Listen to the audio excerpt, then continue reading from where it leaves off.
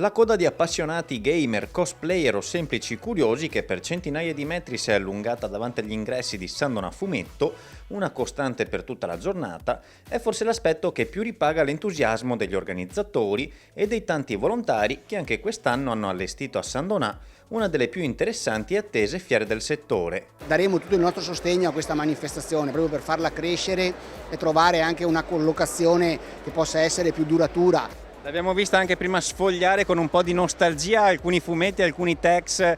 Beh sì, il fumetto, soprattutto quelli di Bonelli, insomma da Tex a Zagor, Mister No, sono pezzi della nostra storia e sono anche pezzi di letteratura perché è considerata insomma una forma di arte minore, però il fumetto nasconde e cela anche veri e propri tesori sia di letteratura che di disegno. In un mondo tecnologico come quello attuale dove tutti vivono sempre attaccati al cellulare, al telefonino o all'iPad, vedere che ci sono ragazzi giovani che si appassionano, che iniziano un'attività, una nuova attività e che addirittura si concentrano su quello che erano i nostri sogni da ragazzini, da giovani e che loro le stanno coltivando, è qualcosa di straordinario e che fa veramente piacere. Taglio del nastro questa mattina per la 12ª edizione di Sandona Fumetto, con un programma come sempre ricchissimo di attività per grandi e bambini. È il primo giorno di Sandona Fumetto, siamo contentissimi anche quest'anno.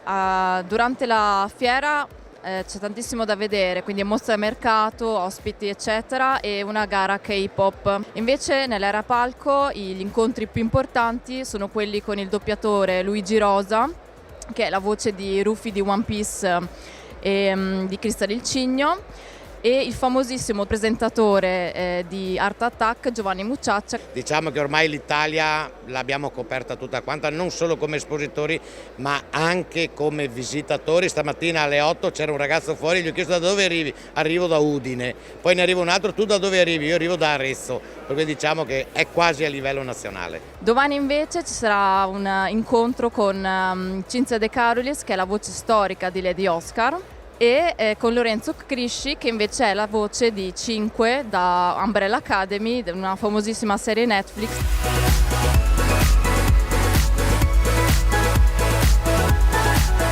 Tra gli ospiti più attesi di giornata, Giovanni Mucciaccia, che ha incollato per ore alla sedia centinaia di persone e fan, senza bisogno del suo inseparabile cavallo di battaglia in Art Attack, ovvero la colla vinilica. Un momento di spettacolo ma anche di presentazione per la sua ultima opera letteraria e creativa, Attacchi d'arte contemporanea. È un'esperienza immersiva.